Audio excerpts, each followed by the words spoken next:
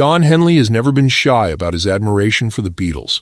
For the Eagles' co-founder, the band was more than just one of the most successful groups in music history.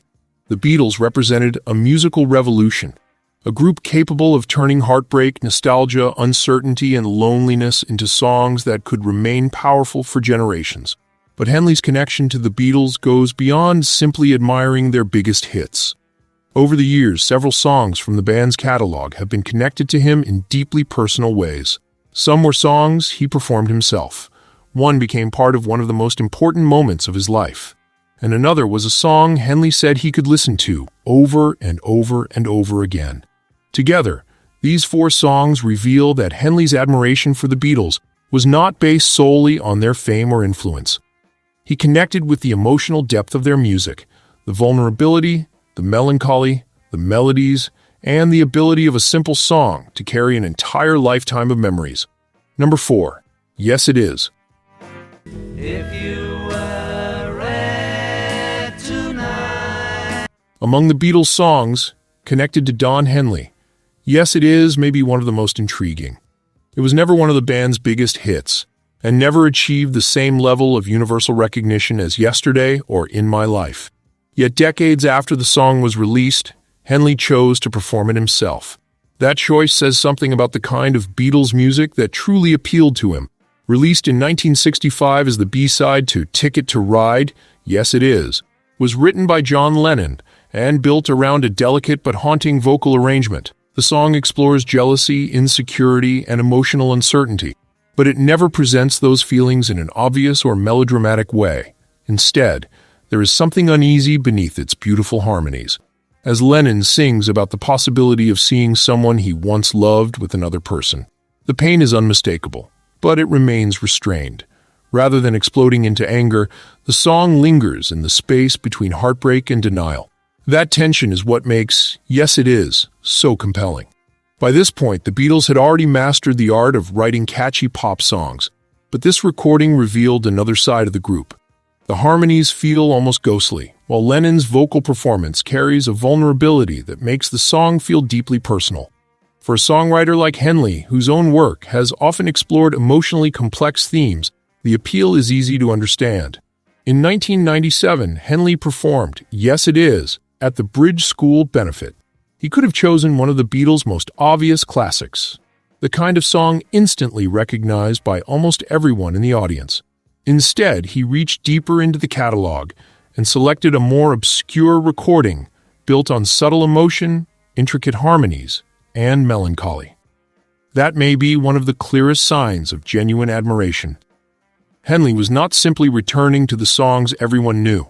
He was choosing a Beatles song because of what it made him feel. Number 3. She's a Woman. She's a woman who understands. She's a woman who loves her man. Before Don Henley became the voice behind some of the most recognizable songs in American rock music, he was simply a young musician discovering the power of the Beatles. One song in particular became part of that early musical journey, She's a Woman. Released in 1964 as the B-side to I Feel Fine, the song showed the Beatles moving beyond the polished pop sound of their earliest recordings. There was a harder edge to it, a more aggressive rhythm, and a raw, bluesy energy that gave Paul McCartney's vocal performance a distinctive intensity. According to Henley, She's a Woman was the first Beatles song he ever sang in public. That makes the song particularly significant because, for a young musician growing up during the explosion of Beatlemania, performing a Beatles song was not simply a way to play a popular hit. The band had become a musical phenomenon, unlike anything the world had seen before, and their songs were being learned, copied, and performed by aspiring musicians everywhere.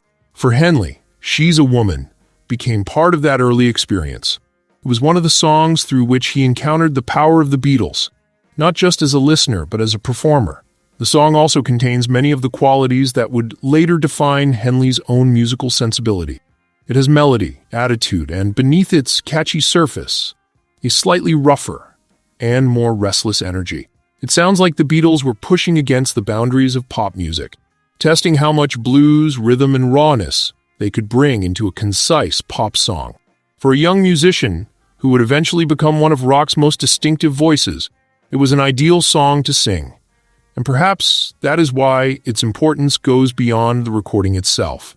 She's a Woman was part of Henley's earliest connection to the Beatles, a song that helped transform his admiration for the band into something personal and musical.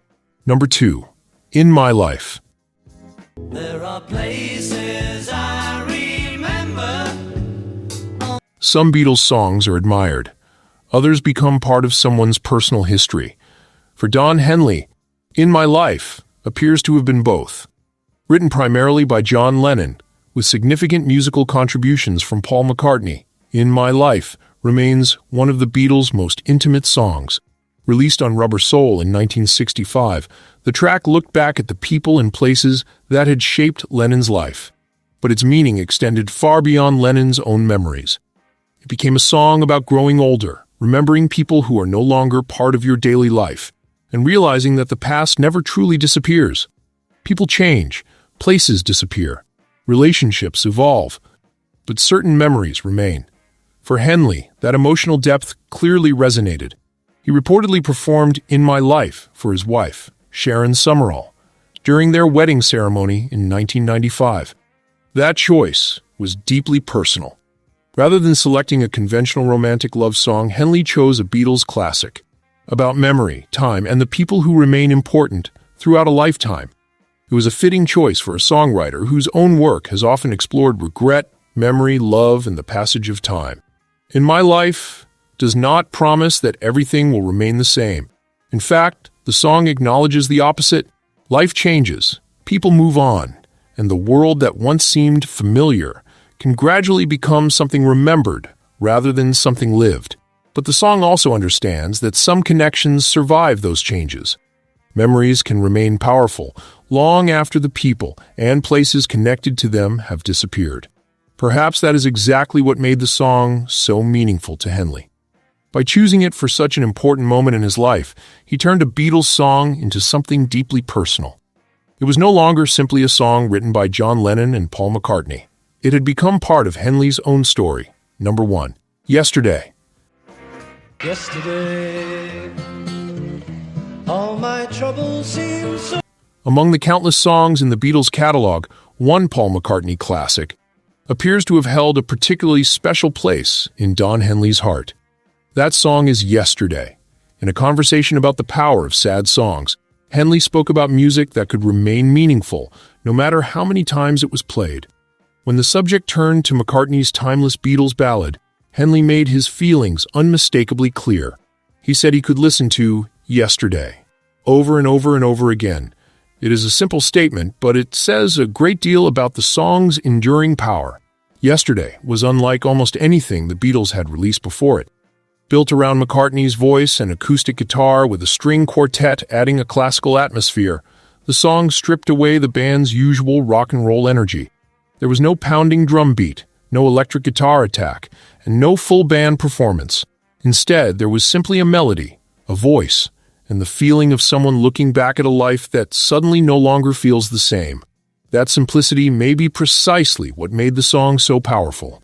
When Yesterday emerged in 1965, it proved that a Beatles song did not need the entire band to become enormous. In fact, the absence of John Lennon, George Harrison, and Ringo Starr from the recording made the song feel even more intimate. McCartney was essentially alone with his memories, and that emotional directness has allowed the song to survive across generations.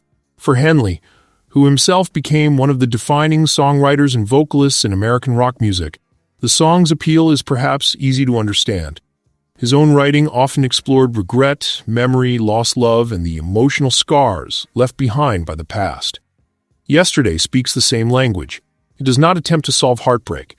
It does not offer a grand explanation for why things went wrong. Instead, it simply captures the strange feeling of waking up one day and realizing that the life you once knew has somehow disappeared. That is why the song remains so universal. Decades after its release, Yesterday still sounds remarkably fragile. Its melody feels almost impossibly familiar, yet never completely worn out. Each listen can reveal something different depending on where the listener happens to be in life. Perhaps that is why Don Henley could listen to it over and over and over again. And perhaps that is what makes Don Henley's connection to these four Beatles songs so revealing.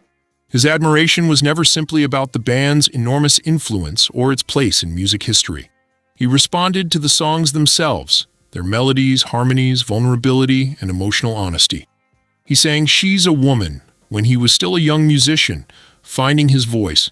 He returned to Yes It Is decades later, choosing a deeper cut rather than an obvious Beatles classic.